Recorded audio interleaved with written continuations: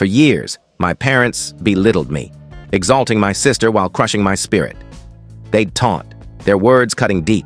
For 5 excruciating years, they never missed a chance to remind me how much greater my sister was than me. Clara's a legal star. And you're a letdown, they'd mock, their chuckles ringing in my ears. Every family event, every holiday, every ordinary meal became a stage for their cruelty. I was their scapegoat, the easy target they loved to tear down. But yesterday, everything shifted, thanks to Clara herself. The torment started when Clara graduated law school. She strode into our parents' home, her degree shining in one hand, a lucrative job offer in the other. From that day, she became their cherished darling, their beacon of pride, while I was relegated to the family failure, the son they barely acknowledged. My parents always had favorites, but after Clara's triumph, their favoritism turned vicious. "She's a lawyer, and you're nothing," my father declared at dinner one evening, grinning as my mother cackled, dabbing tears of laughter from her eyes. Clara didn't even feign remorse. She just sipped her drink, her smug smirk speaking volumes. The barbs never ceased. Every birthday, every holiday, every mandatory Sunday supper, I faced their scorn. If I brought up my job, they'd roll their eyes. If I shared a passion project, my mother would sneer, "Maybe one day you'll actually do something worthwhile." My father would shake his head, his disgust palpable. And Clara, she grew even crueler.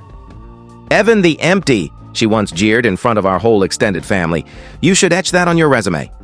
The attacks were unending. When Clara bought a sleek sports car, my parents bragged endlessly, questioning when I'd ditch my rust bucket. When she purchased a high-rise condo, they scoffed. "Still living like a broke student?"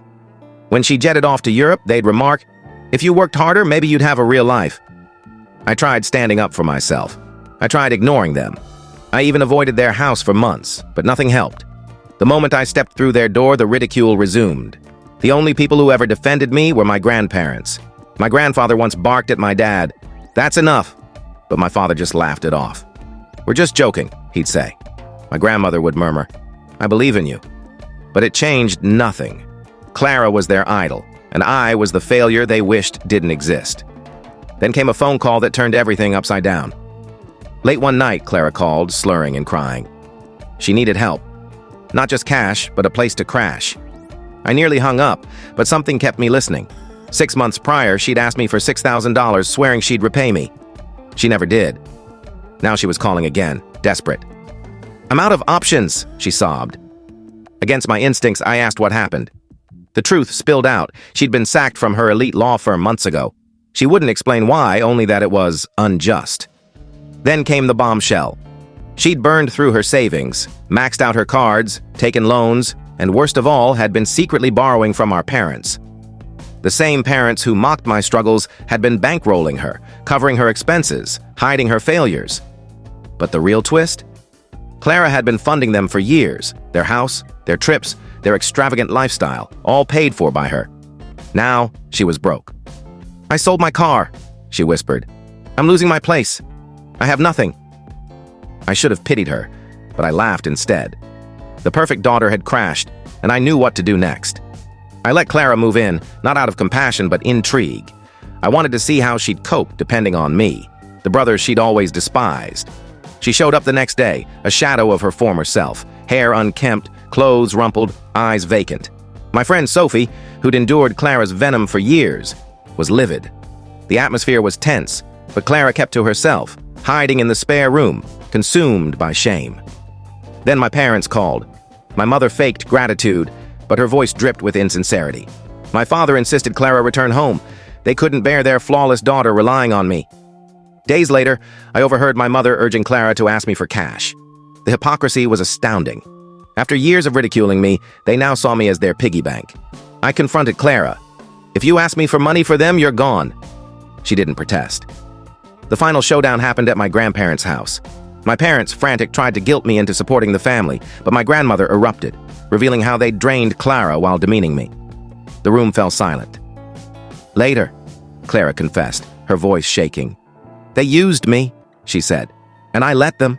I cut my parents off for good. No shouting, no scene, just calm resolve. My grandparents, appalled, revised their will, cutting my parents out and leaving everything to me. The fallout? My parents plummeted into financial chaos, pleading with relatives for help. Clara relocated, started therapy, and even apologized to me. And me? For the first time, I was free. Months later, my mother sent a frantic email begging for money.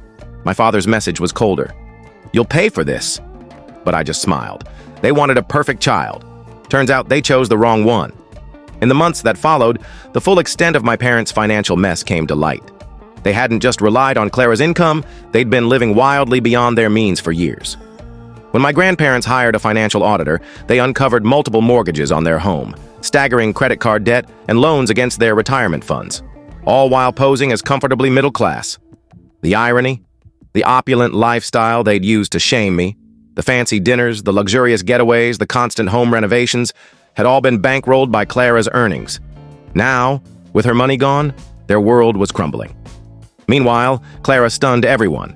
She moved to a quieter town, took a humble job at a small law firm, far from the corporate spotlight she once chased, and began therapy to unravel years of manipulation and expectations. The most surprising moment was her email to me, a heartfelt apology. "I spent years thinking I was above you," she wrote, "but really I was their pawn. They made me feel superior to control me. And the worst part? I resented you for being free. We're not close, not after everything, but we exchange occasional messages. Last I heard, she was seeing a school teacher and had adopted a shelter dog, a far cry from the glamorous lawyer she once was." My parents, though, couldn't face their collapse. They tried every trick. Sob stories. My mother left weepy voicemails about family loyalty, ignoring how they'd treated me. Threats. My father sent an angry email vowing to disown me as if that wasn't a blessing. Lies. They called claiming my mother was ill and needed help with hospital bills. When I asked for proof, they hung up. Their saddest attempt? They showed up at my place pretending they just wanted to reconnect. Security escorted them out. Then came the biggest surprise. My grandparents, outraged by my parents' treatment of Clara and me, didn't just disinherit them, they created trust funds for us instead. When my parents learned this, they unraveled. My mother shrieked at my grandmother over the phone, calling her a vengeful hag. My father showed up at their house, demanding they change their minds. My grandfather's reply: "You built this mess, now deal with it." Where things stand now, it's been a year since I cut them off. Clara's piecing her life back together. My parents? Last I heard, they'd moved into a cramped apartment, and my father was working part-time to scrape by.